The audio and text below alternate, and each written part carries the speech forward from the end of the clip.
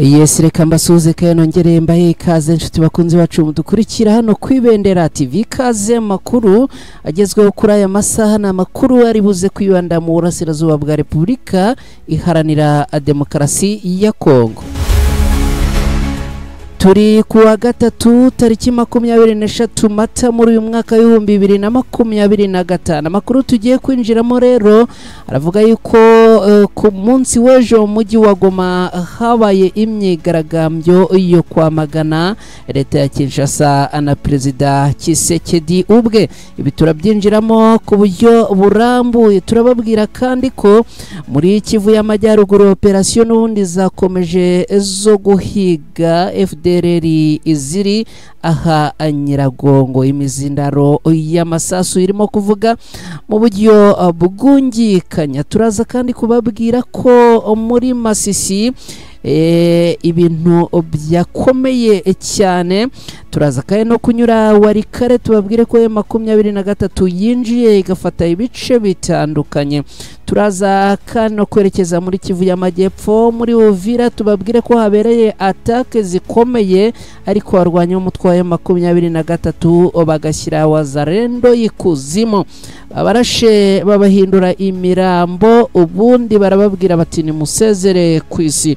Biturabyinjiramo ku buryo burambuye. Hanyuma turaza kugaruka ku byo Trump yakoreye abanyekongo nagahomanwa abantu mwe. Ibi nabyo turaza kubyinjiramo ku buryo burambuye. Hanyuma turaza kubabwira ko ababirigi bazanye indege yuzuye ibifaru byo kurasa barwanya umutwe wa 23. Nituza kubona kanya turagaruka no kubijyanye na Sadeke. Ngayo amakuru tugiye gusangira muri aka kanya. Ni munyemerere mwese nongere mbahe ikaze nshimira mwakoze subscribe ni butari wayikora kandi uyu ni wo mwanya wawe kugira ngo uyikore. Mukanya rero reka twinjire muri aya makuru ku buryo burambuye.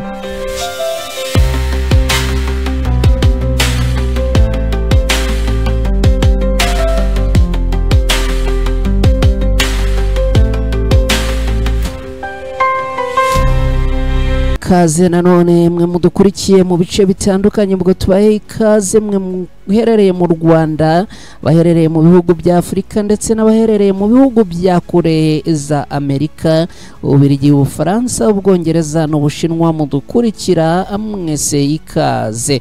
Aya makuru ni munyemerere tuyahere mu mujyi wa Goma ku munsi w'ejo tariki 22 Mata muri uyu mwaka wa 2025. Muri uyu mujyi wa Goma habereye imyigaragambyo aho abaturage biriwe barimo kwamagana Tshisekedi na leta ye y'Kinshasa. Impamvu nyamukuru yo kwamagana ubu butegetsi bw'Kinshasa twababwiye yuko abarwanya umutwe wa 23 mu biganiro by'Doha muri Katari, rwanya umutwe wa 23 basabwe kugira icyo bakora ariko na leta ya Kongo igira icyo isabwa gukora. Hanyuma rero abarwanya umutwe wa 23 bivana muri Warikare nk'ibice bari barafashe. Barangije bati leta ya Kinshasa namwe ni mugire icyo mukora.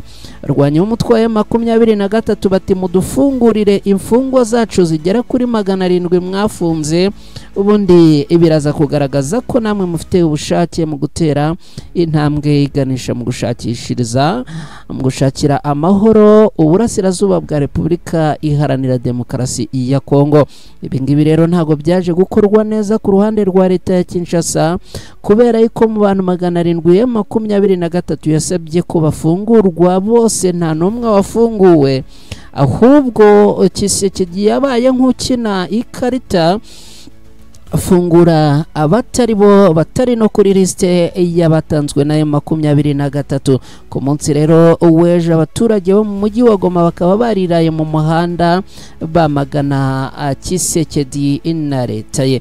Ngibyo ibyo mu mujyi wa Goma ku munsi w'ejo. ni munyemerere noneho twihute tunyure muri operation n'ubundi zikomeje kubera Nyiragongo, dore ko mu rukerera rwo kuri uyu munsi imizindaro imeze nabi cyane, ibintu byakomeye. ahitwa Rukoko uhereye ni ukuvuga ahitwa Monigi ukazamuka Rukoko ukazamuka Kibati neza neza uzamuka werekeza ahangaha za Nyiragongo muri uyu munsi mu rukerera niho habereye imirwano ikomeye cyane. Impamvu iyi mirwano ikomeje kugenda ikomera nuko abarwanyi ba FDLR na Wazalendo rimwe na rimwe ngo muri aya mashyamba barimo bigeraho n'inzara ikabakubita ikabica bagasohoka rero mu baturage bagiye gushaka ibyo kurya no gusahura bikarangira rero baguye muri ambushi y'abarwanyi b'umutwe wa M23. Ibyaha Nyiragongo byabaye muri iki gitondo reka mbisobanure. Hagana mu masaha y'isa 10 z'igicuku FDLR na Wazalendo zagize gutya ziri kamufura ziva Nyiragongo ziramanuka zinyura ahangaha hitwa ICC Ranger Base baramanuka bagera ahangaha hitwa Kibate Institute abandi bahingukira hitwa Mutaho Institute binjira muri Kibati barangije rero binjira mu baturage batangira akubabuza umutekano n'amahoro. Arwanya umutwe wa M23 rero bahise batabara. Bamaze gutabara ndagira ngo nkubwire ko ahangaha hitwa Rukoko habereye ikintu cyiswe isibaniro, habereye imirwano ikomeye cyane kubera ko abarwanya umutwe wa M23 bari ahangaha n'ubundi muri ibi bice bya Muja.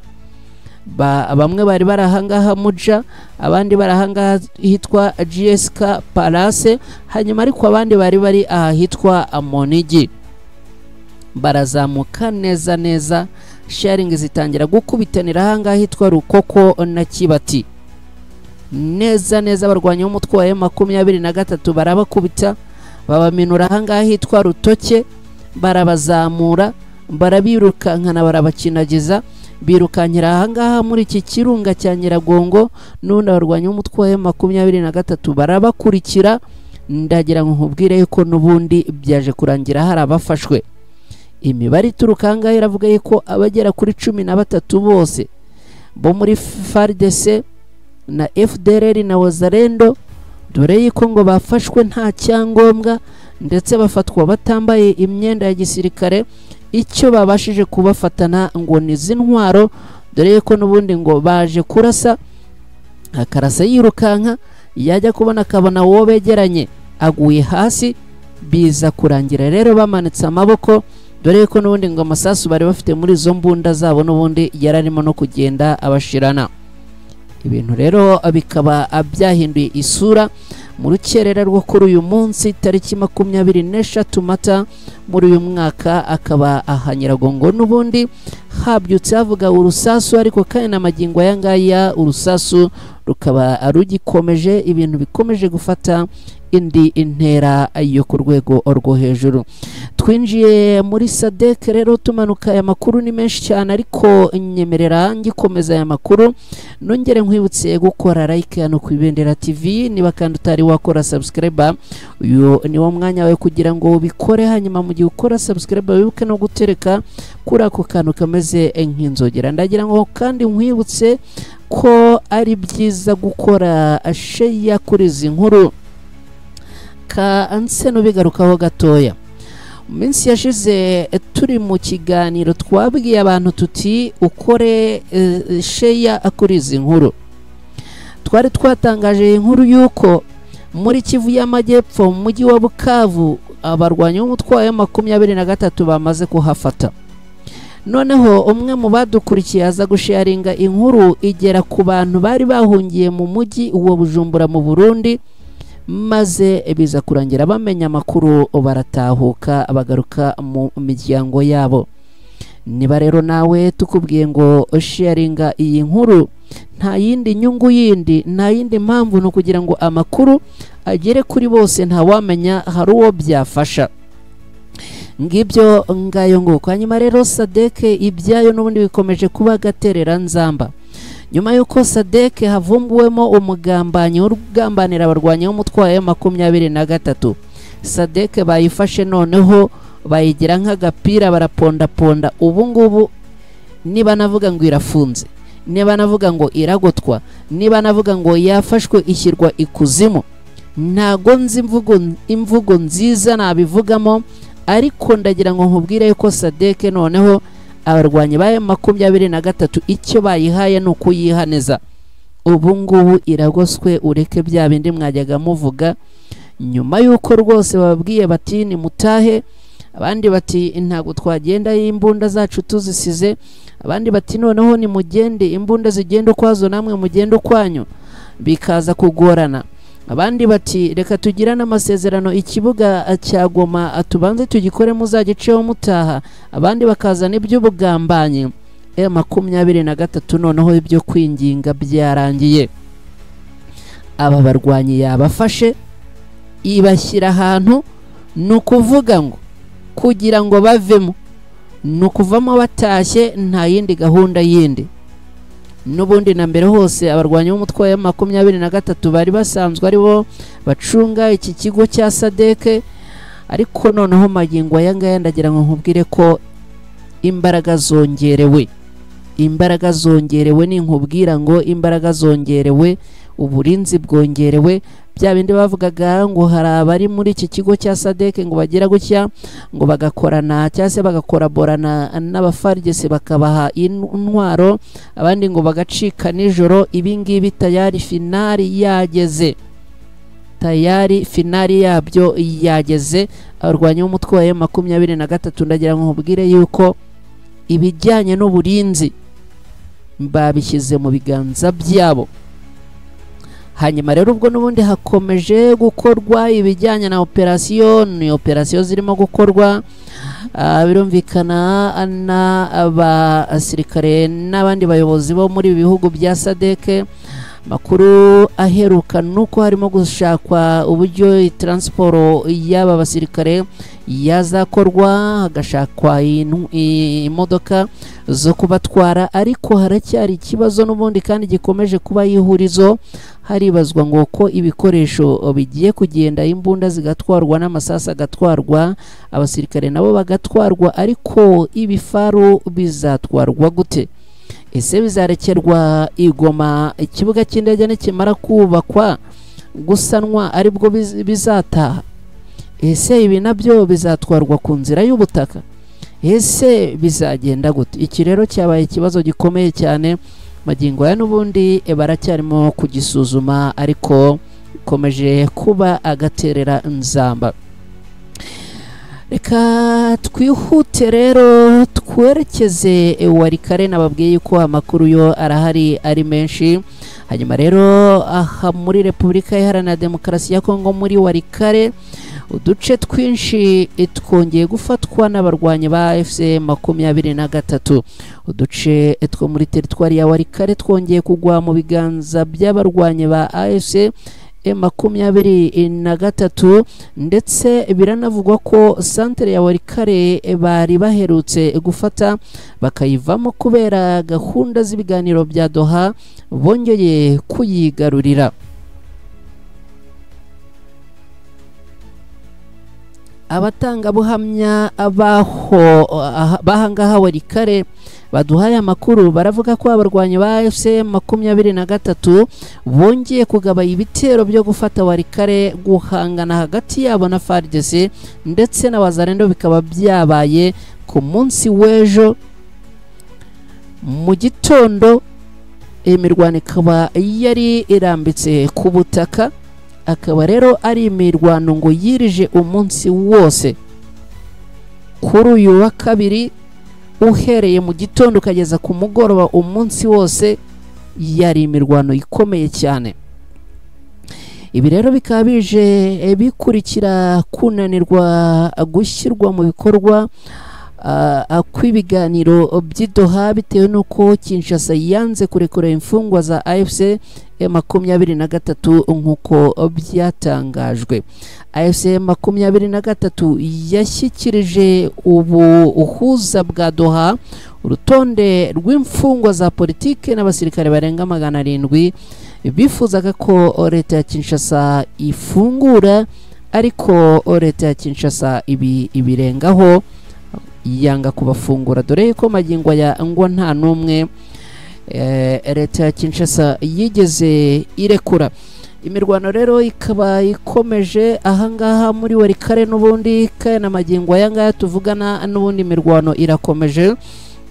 Hanyuma ni munyemerere twinjire muri Kivu y'Amajyepfo mu mujyi wa Uvira, hakaba habereye atake zikomeye cyane aho Wazalendo n'ubundi izongeye gukora ibitero ku birindiro by'abarwanyi b'umutwe wa M23, ariko biza gufata ubusa ndetse biza kurangira izi Wazalendo zose zishyizwe ikuzimu. Wazalendo zageze gucya zigaba ibitero n'ubundi mu rukerera rwo kuri uyu munsi. Ziturutse hehe? Ziturutse muri Uvira, ziratambuka zigera hitwarama Uvira, zirangeze zohereza sharing ahantu hitwa Kiku. Kiku rero hari ibirindiro by'abarwanyi b'umutwe wa M23. Ahangaha rero bahagabye ibitero, batangira gukora sharing zirasa ku birindiro by'abarwanyi b'umutwe wa M23 biherereye aha Kiku. Barangije abarwanyi b'umutwe wa M23 ibyo bakoze ni nka kwa kundi bivuga ngo gukora intare mu jisho.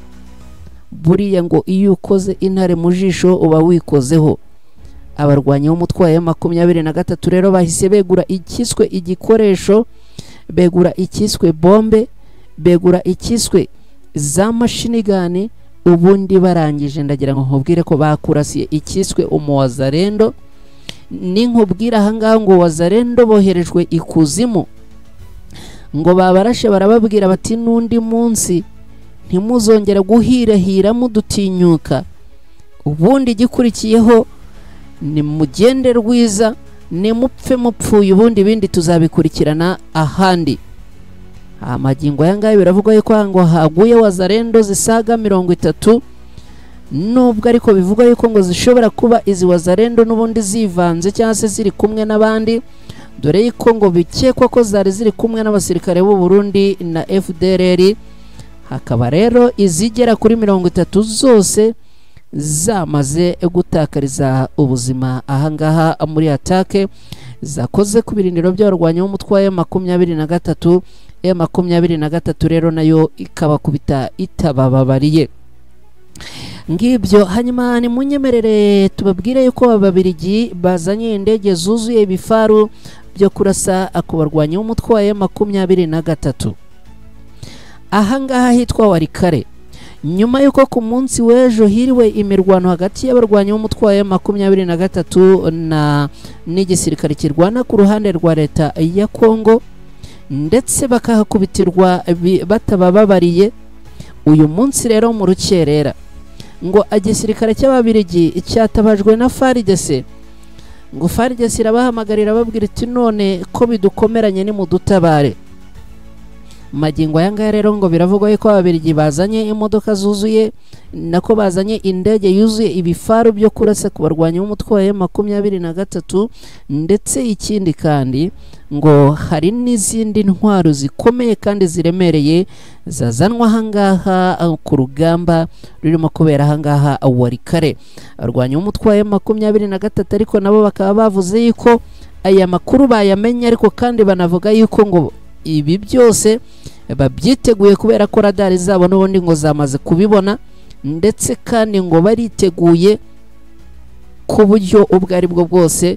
Bakavuga bati rero ni mubizane ibyo bikoresho, nabyo ni mubizane mubidusangishe, ubundi byiyongere ku bindi, na mbere hose n'ubundi mwaragerageje ibiranga. Biravugwa yuko rero mu bikoresho byazanwe harimo ibifaru, ngo harimo kandi n'indege zitagira abapiloti zizwi nka drone. Ikindi kandi biravugwa yuko ngo hazanwemo n'imbunda intoya n'inini. Ibi byose rero ngo biherekejwe n'amagrenade atandukanye ndetse n'amasasu y'uburyo butandukanye. Ngibyo rero uko byifashe, nubwo ahangaha Walikale n'ubundi ibintu bikomeje gufata indi ntera, ariko byanze bikunze murabona yuko n'ababirigi batangiye kwinjira mu rugamba ahangaha Walikale hagati ya FARDC na M23. ngibyo uko ibintu byifashe, ngibyo uko ibintu byifashe. Atwerekeje Masisi naho ndagira ngo mbabwire yuko n'ubundi hakomeje kugenda haba udutero shuma. FARDC, FDLR na Wazalendo bakomeje kugenda bagaba udutero shuma mu bice bitandukanye, ariko M23 n'ubundi ikahagoboka. Ibi turaza kubigarukaho ku makuru yacu y'umugoroba, tunabaha ripoti y'ibyiriwe ahangaha Masisi, kubera yuko ni bitero shuma abira aho ngaho. Hanyuma ahubwo ni munyemerere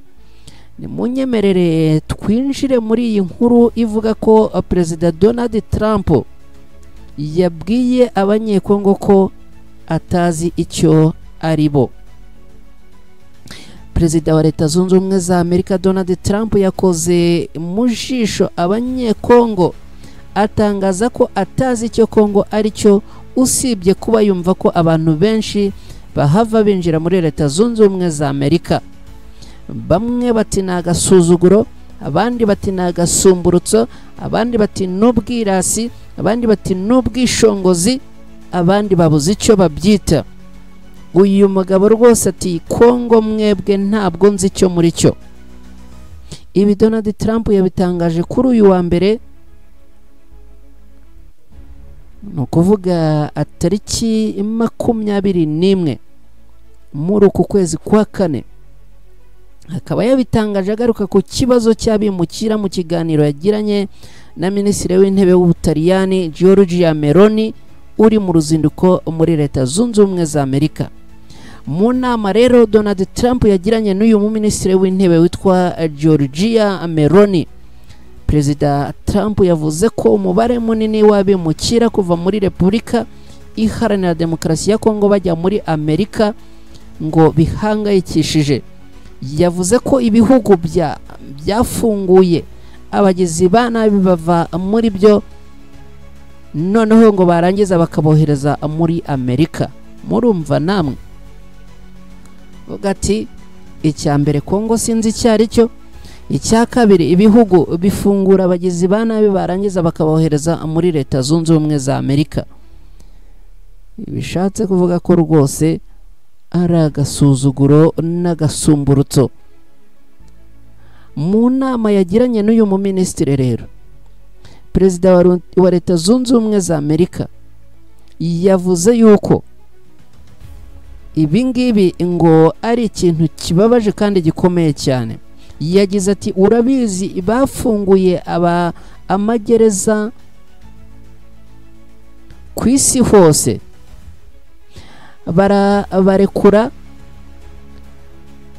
yaba bafunguye amagereza yose atari muri Amerika y'Epfo gusa, ku isi yose, Kongo na Afurika. Abantu benshi baturuka muri Kongo, sinzi icyo ari cyo, ariko baturutse muri Kongo kandi ari benshi. Ibintu bibabaje cyane. Kinshasa aho abaturage bugarijwe n'ibibazo byinshi by'ubukungu, aya magambo ya Donald Trump bakaba bayakiranye umubabaro no gushenguka gukomeye cyane. Yongeye kubakomeretsa, arabakorogoshera mu gihe iki gihugu gishaka guha amabuye y'agaciro Amerika nayo ikagifasha kugarura umutekano mu burasirazuba bwa Repubulika Iharanira Demokarasi ya Kongo. Akaba yavuze ati mbafungura imfungwa zabo barangiza bakohereza muri Leta Zunze Ubumwe za Amerika. Arangije ati kandi ntago iki gihugu nkizi.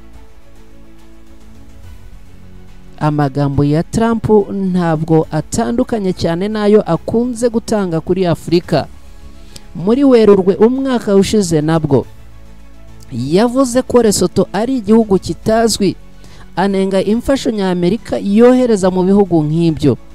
Trump ndetse yigeze gutangaza ku mugaragaro ko umuperezida rukumbi yemera muri Afurika ari Perezida w'u Rwanda Paul Kagame wenyine, kuko ngo ari we wakoreye igihugu cye ibintu bigaragara. Ngibyo rero uko bimeze. abanyekongo bashenguwe cyane n'amagambo ya Perezida Donald Trump avuga ati barafungura gereza bakohereza mu gihugu cyacu. Mu yandi magambo, aya magambo arababaje. Ni munyemerere tunasoreza ahangaha izi updates zari zigezweho. Rwose ikigaragara cyo nuko Donald Trump akomeje gusuzugura Afurika mu rwego rwo hejuru. Ngibyo ngayo rero ni munyemerere tunasubikira ahangaha, turaza kugaruka n'ubundi mu yandi makuru, dore ko turaza kubagezaho amakuru mu buryo butandukanye. N'ubundi gahunda za Ibendera TV zirakomeza. Amwebwe nkomeje kubashimira cyane mwe mubana natwe. Mwirirwaho rero, mugire amahoro n'amahirwe, mugire ubuzima bwiza kandi Imana ibarinde bantu banje.